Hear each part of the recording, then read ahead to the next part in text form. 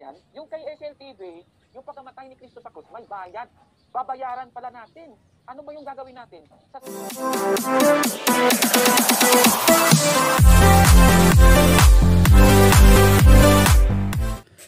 Una sa lahat mga kaibigan, ako po'y bumabati sa lahat ng mga kapatid natin na nakasubaybay dito sa ating programa at nagpapasalamat ako sa mga tumutulong sa akin sa pagtuligsa sa mga aral na hindi po aral ng Biblia.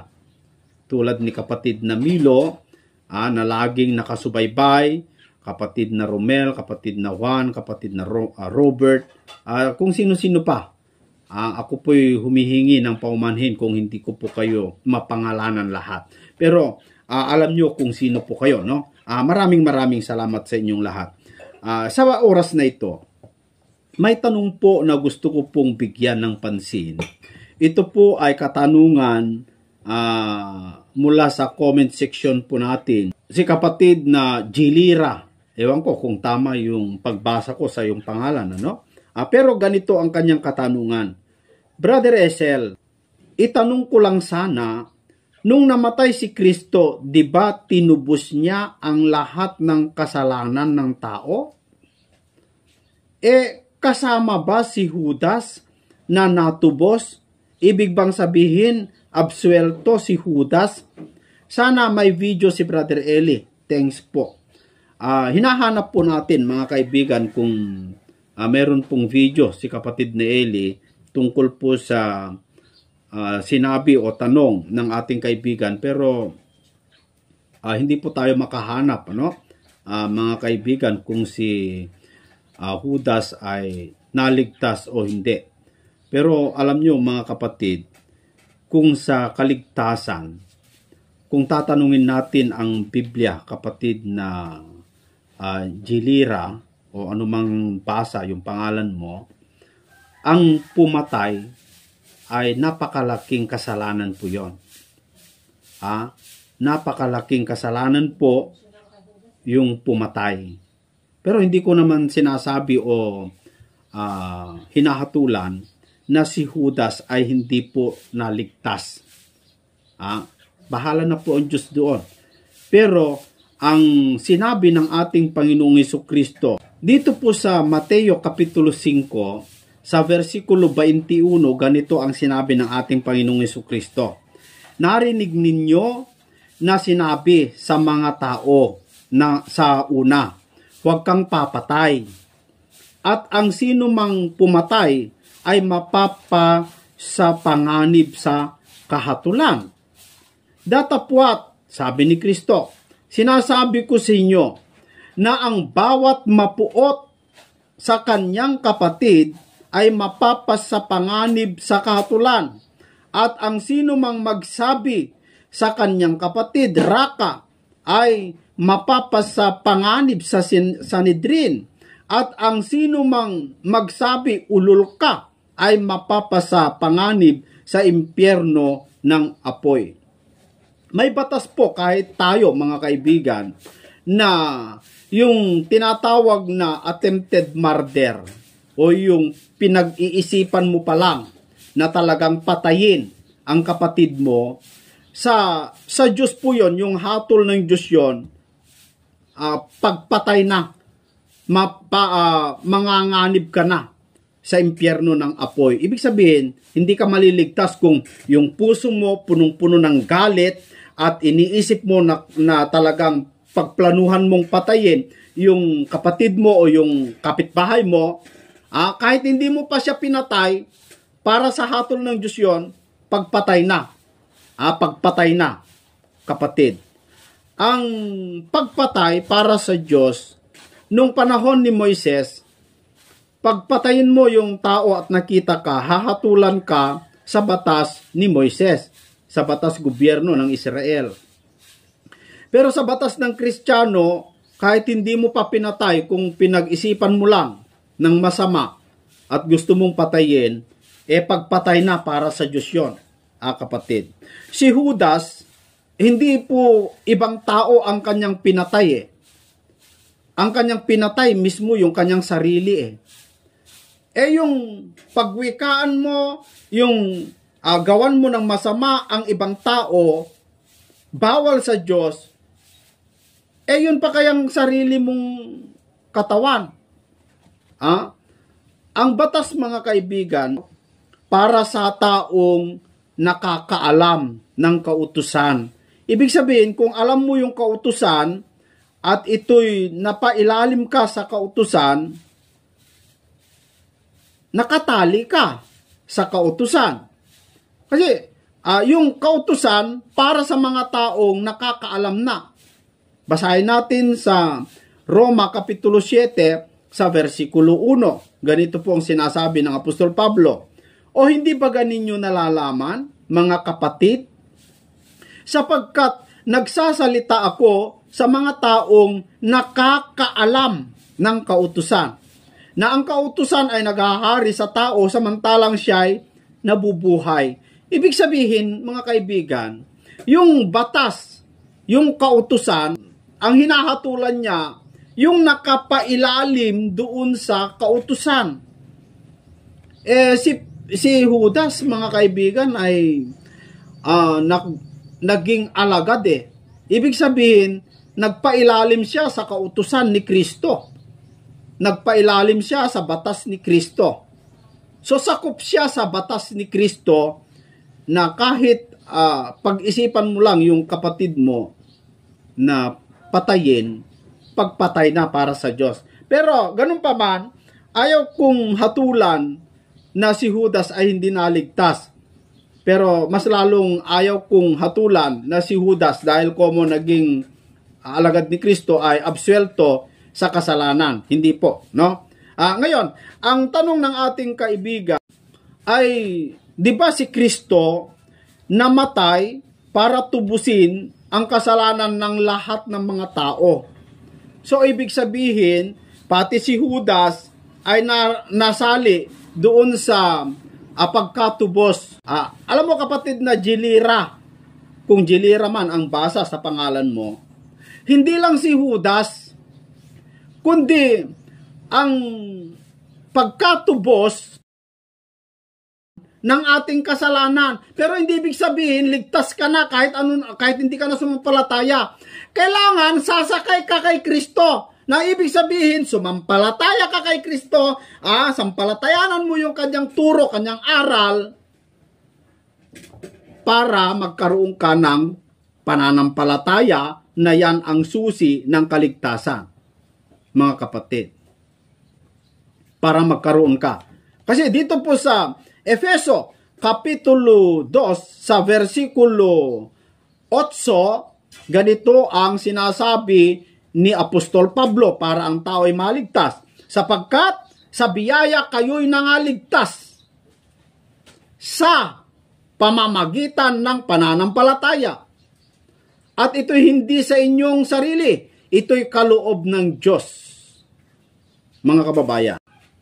At kung manatili ka doon sa salita ng Diyos na sinampalatayanan mo, ay maliligtas ka.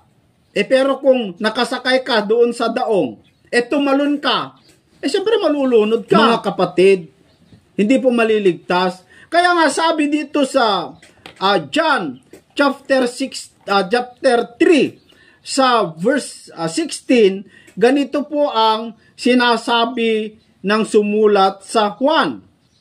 Sapagkat gayon na lamang ang pagsinta ng Diyos sa sanglibutan. Ano ginawa? Na ibinigay niya ang kanyang bugtong na anak. Para saan?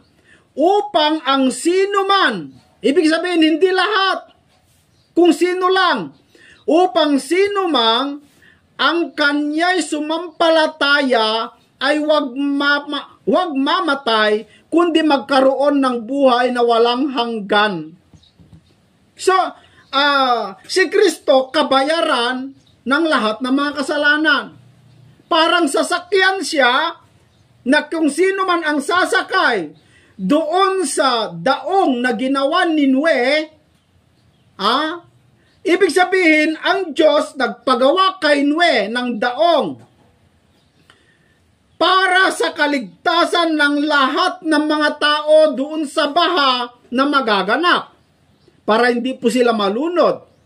Gumawa sinwe ng daong inutusan ng Diyos. Pero hindi ibig sabihin na dahil andun na yung daong, lahat na ng tao hindi na po mamamatay sa baha. Kung sino lang yung sasakay doon sa daong, yun lang ang maliligtas. Ganon din ang Panginoong Hesukristo. Nung namatay ang Panginoong Hesukristo bilang kabayaran ng sanglibutan, hindi ibig sabihin na ligtas ka na, wala ka nang dapat gawin. Hindi po. Gaya yung sinasabi ng si Cabornok, mga kaibigan. Si Cabornok, para sa kanya, hindi na kailangan ang pananampalataya. Dahil nung namatay na daw si Kristo, ay ligtas na mga tao. Ligtas na mga tao. Hindi na daw kailangan ng pananampalataya. Kaya sabi niya, itong si SLTV, baliktad. Itong si SLTV ay hindi nakakaunawa. Bakit? Kasi para kay SLTV pala, kailangan natin bayaran yung ating kasalanan. Samantalang ang biyaya ng Diyos ay walang bayad. Ay hindi pala nauunawaan ni Cabornok. Heto yung video niya. Ayan, Brother Gabriel, tandaan natin di ba sabi diyan, ibinigay ng ating Panginoong Diyos ang bugtong na anak niya. Para kay sino yon, Brother Gabriel? Para kay sino? Sa 23 ng Roma. Ito tignan ninyo SLTV versus the Bible. Pakita natin sa kanyang pagbumuka itong talatang ito. Tignan ninyo mga kapatid i-compare nyo anong sinasabi ni SLTV at yung nasa Biblia. Sabi dito, datapwat ang kaloob na walang bayad ng Diyos ay buhay na walang hanggan. Tingnan ninyo, walang bayad pa lang pagkamatay ng ating Panginoong Hesukristo, Brother Gabriel. Opo. Naintindihan ninyo yan? Yung kay SLTV, yung pagkamatay ni Kristo sa krus, may bayad. Babayaran pala natin. Ano ba yung gagawin natin? Sasampalataya pa pala tayo para makapit natin yung grasya na nakuha doon sa pagkamatay ni Kristo sa krus. Kontra yun sa Biblia, mga kapatid. Mali po yun. Kontra yun sa Biblia, mga kapatid. Mali po yun. So ayan po mga kapatid. Maliwanag yung sinabi ni Cabornok Pinapabayaran daw natin yung kasalanan. Yung pagkaligtas. Wala naman tayong ganon, no? Hindi naman tayo naniniwala na yung kaligtasan ay bayaran natin. Sila ang totoo, sila nga ang nagpapabayad Sila nga ang nagpapabayad sa aral binaliktad tayo. Sabi ni Cabornok, yung biyaya daw ng Diyos ay free, walang bayad. Pero sa atin, may bayad. Ano ang bayad? Kailangan pa pala daw ang tao sumampalataya para ang tao ay maligtas. Napakatangang unawa yan, Cabornok. Hindi naman ako nagsabi, no? Hindi naman ako nagsabi na dito sa John 3:16, ulitin ko basahin, Sapagkat gayon na lamang ang pagsinta ng Diyos sa sanglibutan. Bakit? Na ibinigay niya ang kanyang bugtong na anak.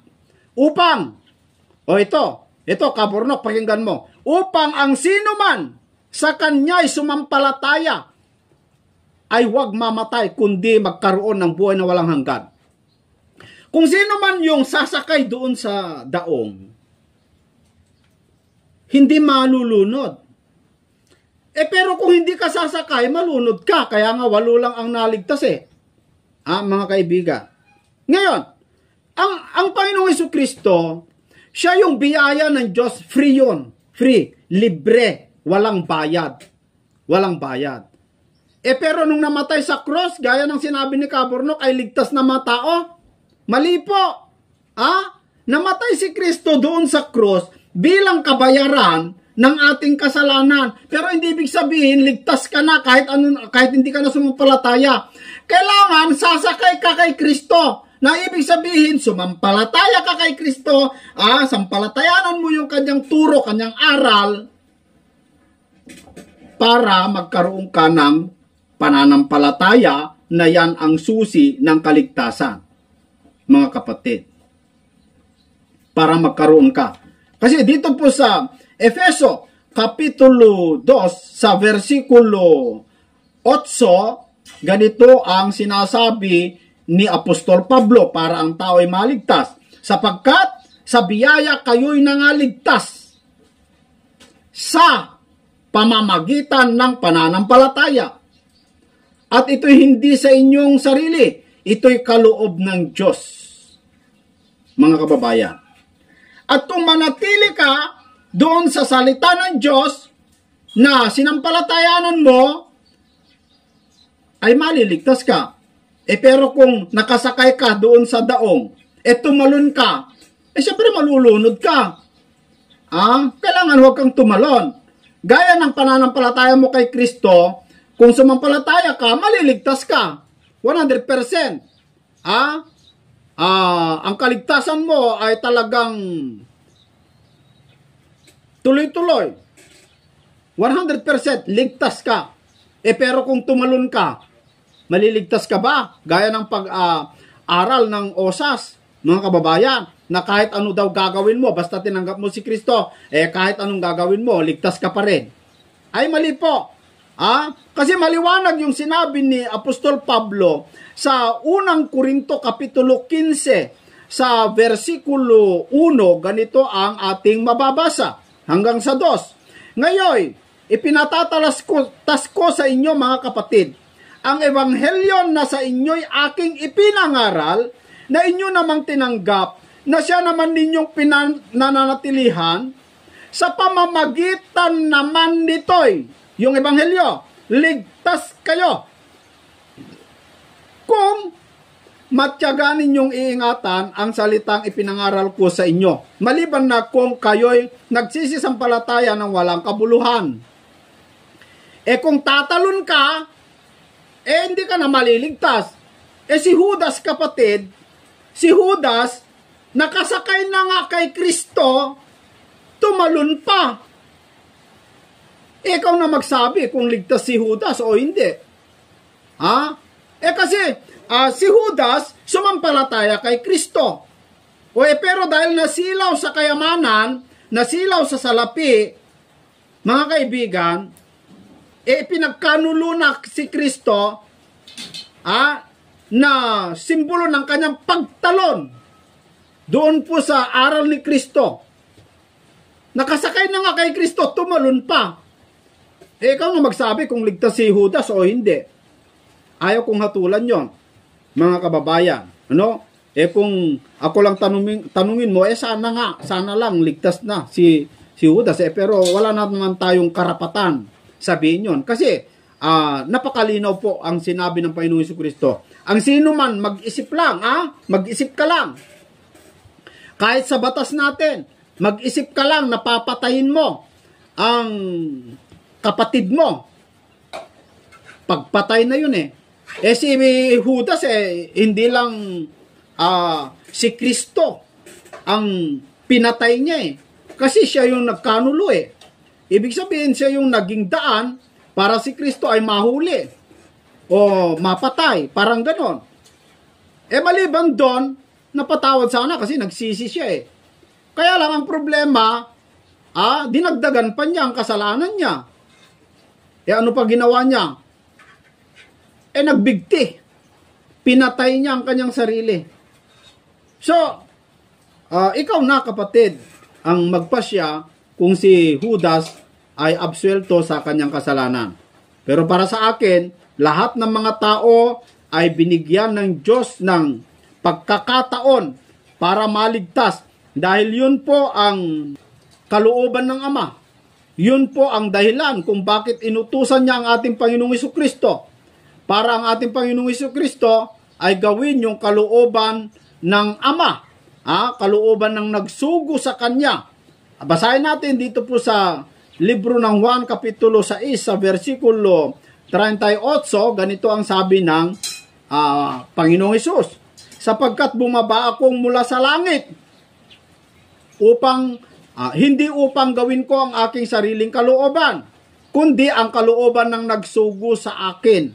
Ano ba kalooban ng nagsugo sa kanya? 39. At ito ang kalooban ng nagsugo sa akin. Ano yon? Na sa lahat ng ibinigay niya sa akin ay huwag kong iwala. ng anuman, kundi ibangon ng huling araw. Gusto ng Diyos Ama ang lahat ng mga tao ay maligtas. Ibabangon ni Kristo sa huling araw.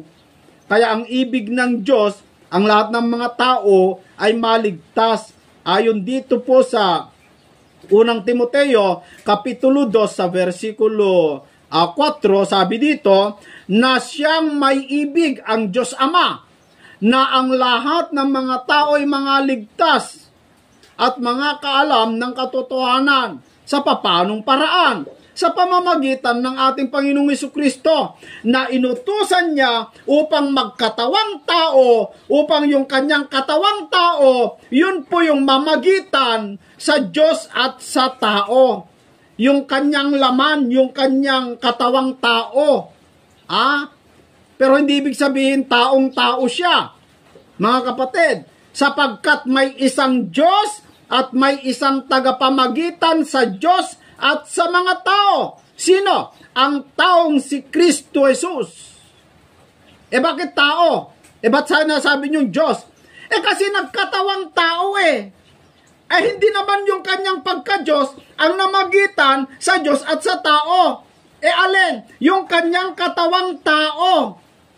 Yung ibinigay ng Ama, inihanda ng Ama na katawang tao, laman, yun po yung naging tagapamagitan para yung tao at ang Diyos ay magkalapit o madugtong yung kanilang naputol na relasyon sa pamamagitan ni Satanas. Si Kristo po ang naging tagapamagitan. Saan? Sa Diyos at sa tao. Anong ginamit ni Kristo? Yung katawang tao. Yung katawang Kristo. Yung taong Kristo. Mga kababayan. Sinong nagbigay yon? Yung kanyang katawan. Dito po sa Hebreo chapter 10, sa verse 5, ganito ang ating mababasa. Kaya't pagpasok niya, nung ang Panginoong Jesucristo, di bumaba mula sa langit.